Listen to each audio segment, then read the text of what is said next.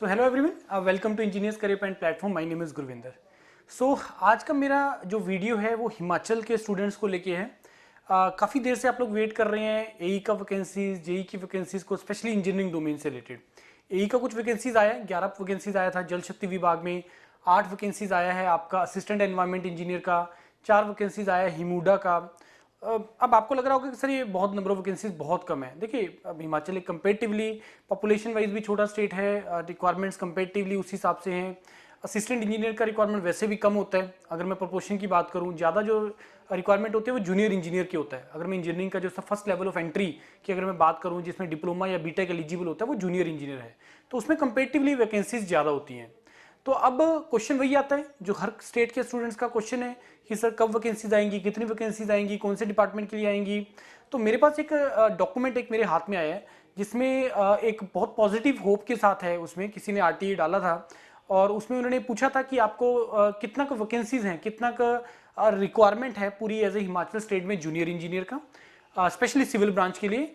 और स्पेशली जो सबसे ज़्यादा प्रेफरेंस पे रहता है department, that is PWD department, उसमें कितना वैकेंसीज है। तो ये डॉक्यूमेंट उसी से रिलेटेड है जिसमें इन्होंने क्लियरली मेंशन किया है। ये पीडब्ल्यू डिपार्टमेंट ने ही एक आरटीई के थ्रू रिलीज किया है और ये 30/10 को किसी ने आरटीई फाइल किया और उसमें इन्होंने क्लियरली मेंशन किया total sanctioned strength of junior engineer. ये ज़्यादा क्लियर है। Total sanctioned strength of junior engineer civil 1030, जिसमें से 188 जो नंबर ऑफ वैकेंसीज है वो सिविल इंजीनियर की, आपकी जूनियर इंजीनियर की आपकी जो है वो एचपी पीडब्ल्यूडी डिपार्टमेंट में इस टाइम पे करंटली है, जिसमें 30 वैकेंसी जो आपकी जाएंगी थ्रू डायरेक्ट कमीशन और बाकी जो है आपका कमीशन के थ्रू, मतलब आपका एचपीपीएससी इसको कंडक्ट करवाएगा, बाकी इंटरनल प्रमोशन के थ्रू है। बाकी कब होगा, कैसे होगा, वो अंडर डिपार्टमेंट लेवल उसके ऊपर डिपेंड करता है, राइट। इसका मैं आपको मतलब बताता हूँ कि सारी इस डॉक्यूमेंट का क्या मतलब है। इस सारे डॉक्यूमेंट का मतलब ये है पॉजिटिव होप, कि जिसमें देखो मैं अभी एक मैंने जम्मू कश्मीर के लिए भी एक वीडियो डाला है कि जिसमें इलेक्ट्रिकल के लिए 93 वैकेंसीज का एक उनको मिला है नोटिफिकेशन, या डिपार्टमेंट ने भेजा है स्टाफ सबऑर्डिनेट डिपार्टमेंट को जो कंडक्ट करवाती है, तो जो कंडक्ट करवाती है आपका एग्जाम, तो उसमें उन्होंने 93 वैकेंसीज बोला कि हमें रिक्वायरमेंट है। देखिए, स्टूडेंट वेट करता है नोटिफिकेशन आने का, बहुत कम टाइम बचता है आप लोगों के पास उसके बाद प्रिपरेशन करने के लिए। अब मैं आपको स्ट्रेटेजी बता रहा हूं कि नॉर्मली आपको क्या फॉलो करना होता है। पहला चीज, सबसे इंपॉर्टेंट चीज, कि कभी भी नोटिफिकेशन देख के तैयारी नहीं होती है, क्योंकि जिस दिन नोटिफिकेशन आपके पास आएगा आपके पास 3 से 4 महीने का टाइम होता है। जैसे भी असिस्टेंट इंजीनियर का एग्जाम हो कैट जल शक्ति विभाग का, 4 महीने आप लोगों के पास मिले। हिमूडा के लिए होगा तो उसके लिए भी आपको 4 महीने मिलेंगे। असिस्टेंट एनवायरमेंट इंजीनियर है उसके लिए भी आपको 4 महीने मिले आपको मिलेंगे। जूनियर इंजीनियर का जैसे भी आपको मैंने बोला कि 30 vacancy Himachal as a state का बहुत ज्यादा होता है, तो उसमें भी आपको जिस दिन नोटिफिकेशन आएगा 3-4 महीने का टाइम मिलेगा आपको। अब करना क्या है, देखो पहला क्वेश्चन आपको अपने आप से पूछना है कि क्या वैकेंसीज आएंगी या आ सकती हैं हिमाचल में। ये ऑब्वियस है, इसका आंसर तो नो हो ही नहीं सकता। पर सर कब आएंगी, इसका आंसर भी अगेन क्वेश्चन मार्क है। कब आएगा, 2 महीने में आए, 3 महीने में आए, 1 महीने में आए, 1 हफ्ते में आ जाए, कब आएगा नो आइडिया, लेकिन आना जरूर है। पॉजिटिव होप, हिंट मिलता है हमेशा, हमेशा पॉजिटिव रहना जरूरी है। तो ये मेरा मेन टारगेट है सर, हिमाचल में मेरे को जेई लगना है। लेकिन सर मैं प्रिपरेशन मैंने स्टार्ट कर दिया, नहीं हुआ एग्जाम, मान लो 2 साल, तो मैं क्या करूं सर। और बहुत एग्जाम्स होते रहते हैं आपके सेंट्रल गवर्नमेंट में एसएससी जेई का आपका एग्जाम है, रेलवे रिक्रूटमेंट जेई का 20,000 वैकेंसीज आने वाला है। मैं आपको ये वीडियो बना के डाल चुका हूं, उसका भी तैयारी आप लोगों को करना है। ऐसा नहीं कि सर जिस दिन नोटिफिकेशन आएगा तब हम स्टार्ट करेंगे, उससे नहीं होता प्रिपरेशन। आपको इस चीज को एक्सेप्ट करना पड़ेगा और आपको प्रिपरेशन को पहले से ही स्टार्ट करना पड़ेगा।